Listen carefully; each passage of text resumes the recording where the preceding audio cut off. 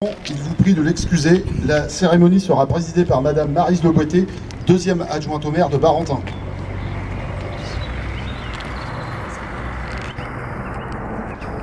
Pour l'ensemble, garde à vous.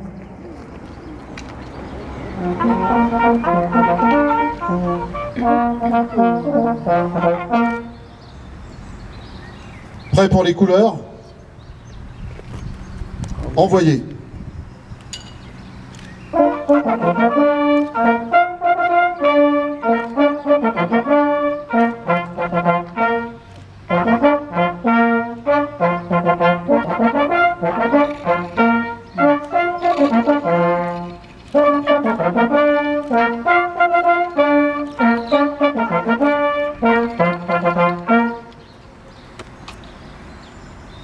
Repos.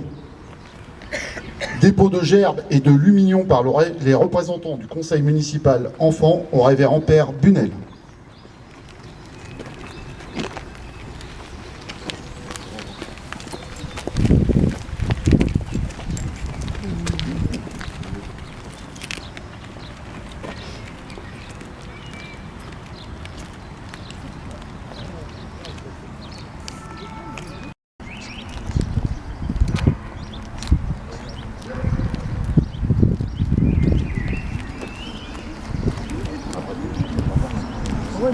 Oui, ça reste à côté de moi. Et puis Eleanor, là-bas,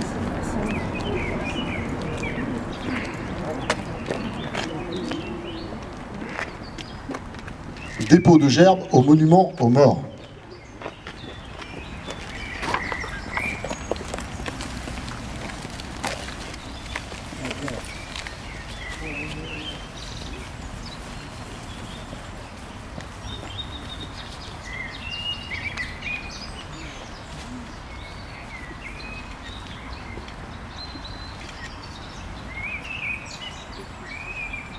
Aux morts.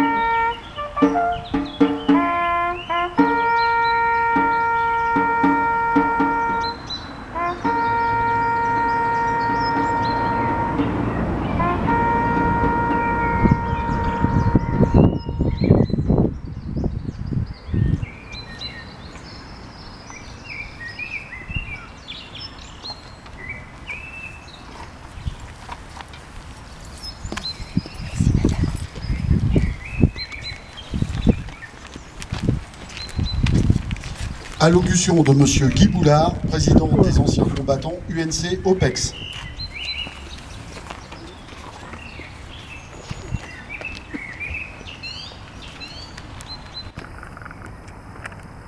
Madame la deuxième adjointe au maire de Barentin, Mesdames et Messieurs les élus, Mesdames et Messieurs,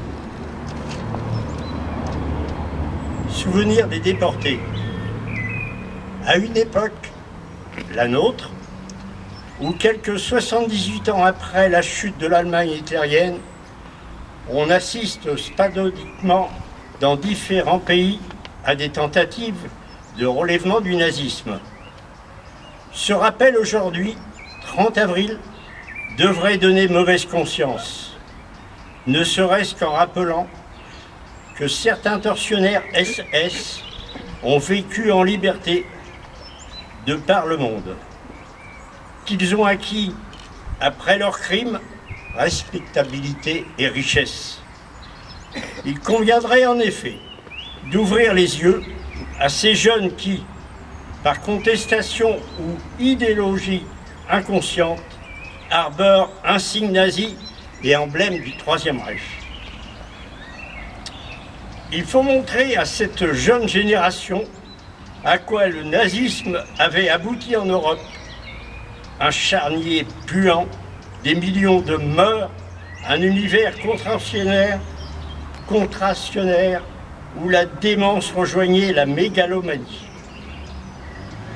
À l'époque, toujours la nôtre, où certains voudraient semer le doute et poser en interrogation l'existence même d'enfers qui eurent pour nom Buchenwald, Auschwitz, Dachau et bien d'autres. Tout passe très vite et tout va très vite. Le temps efface les pires souffrances. Elles se cicatrisent dans un confort d'une nouvelle civilisation. Mais le temps peut également détruire ce progrès. Car il ne sert à rien de vouloir oublier pour ne pas se souvenir lorsqu'il le faut. Merci.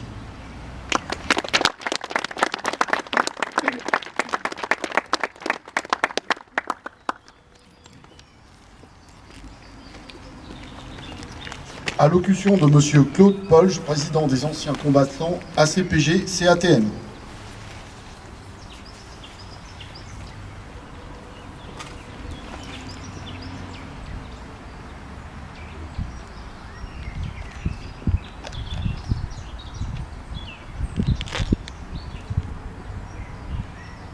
Madame la deuxième adjointe, Mesdames, Messieurs les élus et les corps constitués, en vos noms et qualités, Mesdames, chers camarades, cet hommage national rendu dans nos villes et nos villages fait souvenir du plus grand génocide de l'humanité appelé la Shoah, qui fut entrepris par le Troisième Reich nazi, dirigé par Hitler, avec la complicité des pays d'Europe sous leur domination. Entre mars 1942 et décembre 1944, en France, environ 1 100 000 juifs, ainsi que 23 000 tziganes, furent déportés, principalement par train, à Auschwitz, Birkenau, où ils furent gazés et éliminés dans les fours crématoires. Moins de 500 juifs survécurent dans le camp d'action Reinhardt. Seuls quelques-uns survécurent dans le camp Chelmno. J'ai été personnellement témoin le 16 juillet 1942. J'avais 10 ans, dans ma rue de Paris 11e, de la rafle d'Yves Dubel-Dive, où j'ai vu tous mes copains d'école juifs emmenés avec leurs parents par des flics parisiens dits hirondelles et avec des miliciens dans les autobus vers le Veldiv, où ils restèrent 3 jours, puis vers le camp de Drancy et les trains pour les camps de la mort. À la rentrée d'octobre, nous n'étions plus que 60% de l'effectif de juillet. J'ai toujours cette vision dans mes mauvais rêves. Par cette démarche associative, par la présence de nos drapeaux, nous entendons offrir dans ce monde toujours aussi tourmenté un message d'espoir, de fraternité et de paix. Ainsi, notre mission est de ne jamais renoncer à cet impérieux devoir de mémoire. Vive la République, vive la France.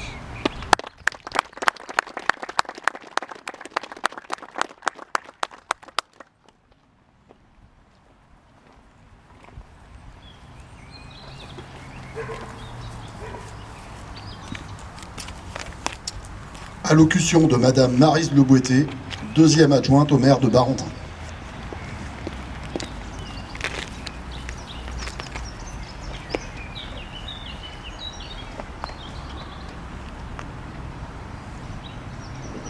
Mesdames et messieurs, les représentants des autorités civiles et militaires, mesdames et représentants des anciens combattants, mesdames et messieurs, les élus et les élus du CMJ, mesdames et messieurs, avant de vous lire le discours national qui sera lu aujourd'hui dans toutes les villes de France, je tenais à vous faire un discours.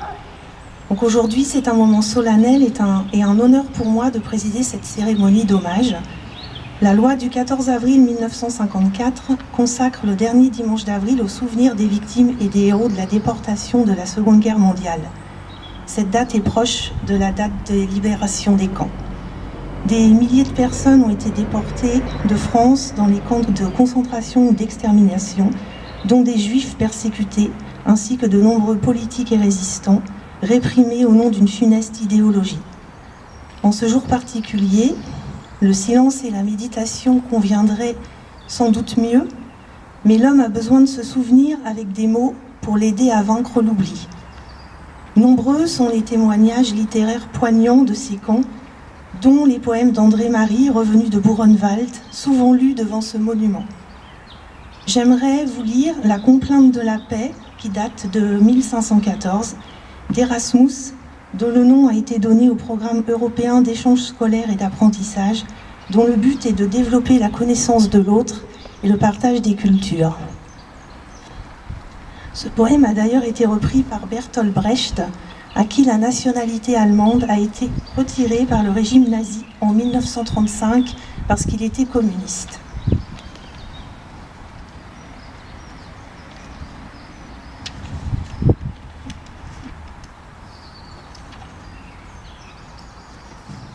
La foudre et la pluie tombent, le vent apporte les nuages, mais la guerre, ce n'est pas le vent qui l'apporte au monde. La paix exhale ses vapeurs dans l'ivresse du printemps, le ciel se fait haut et calme. Peuple, vous êtes vous-même le destin. Souvenez-vous de votre force. Ils sont quelques-uns qui possèdent l'âne, et la charrue n'offre pas d'intérêt pour eux, et rien n'est suffisant pour eux. Ils comptent les hommes, ils comptent l'argent, et la guerre est au bout de ce calcul. Peuple, vous êtes vous-même le destin du monde, souvenez-vous de votre force. Mère, il s'agit de ton enfant à toi, défends-toi, ne permets pas cela. Nous, les millions d'hommes, serons-nous plus puissants que la guerre? C'est le grand choix qui s'offre à chacun, et si nous disons tous non, alors la guerre sera la paix, et l'avenir, et la paix l'avenir. Peuple, vous êtes vous-même le destin du monde, souvenez-vous de votre force.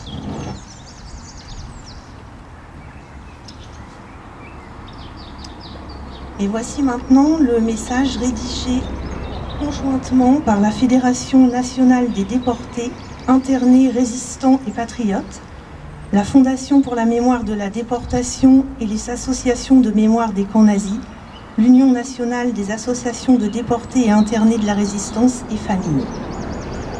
En ce dernier dimanche d'avril, la nation rend hommage aux victimes et aux héros de la déportation que la barbarie nazie, avec la complicité du régime de Vichy, a jeté par dizaines de milliers dans l'enfer des camps de concentration et d'extermination, en raison de leur résistance à l'occupant, de l'arbitraire des rafles de répression, de leur appartenance ethnique, de leur confession ou de leur choix politique. Cet hommage puise sa force dans l'évocation des valeurs portées par les derniers rescapés des camps et par leurs camarades disparus. Le respect des droits humains, la dignité et la liberté, la tolérance, l'égalité et la fraternité. Ils ont, pour beaucoup d'entre eux, payé de leur vie leur attachement à la France. Les survivants se sont résolument engagés dans la construction d'une Europe unie et pacifique, gage de solidarité entre les peuples. Le destin tragique des déportés doit interpeller la conscience et la raison de toutes les générations, car le combat n'est pas terminé. En effet, se précisent sous nos yeux les menaces de plus en plus préoccupantes des totalitarismes de toute nature, du fanatisme religieux, du nationalisme et de la xénophobie, du racisme et de l'antisémitisme, de la remise en cause de plus en plus systématique des principes de la démocratie. L'actualité nous le rappelle cruellement, les forces destructives des dictatures s'attaquent à la souveraineté et à la liberté des peuples dans le monde. Sur notre continent, le martyre actuel du peuple ukrainien, dont le patriotisme et la résistance héroïque à l'agresseur forcent le respect, doit nous inciter à faire preuve d'une vigilance accrue. Tous les efforts doivent tendre à l'instauration d'une paix juste et durable pour tous les peuples, comme l'avaient espéré les déportés à leur libération. Les hommes et les femmes qui, dans les camps de la mort, ont fait de la dignité et de la solidarité un combat quotidien, pour survivre à un système organisé de la négation de la personne humaine, nous montrent par leur exemple la voie à suivre, celle de la résistance et du combat permanent pour la liberté. Mesdames, Messieurs, aujourd'hui, instruits par l'histoire et ce devoir de mémoire, nous devons tous garder à l'esprit que le renoncement aux valeurs de notre République sont ce qui a pu arriver au cours de l'histoire. Vive la paix, vive la République, vive la France.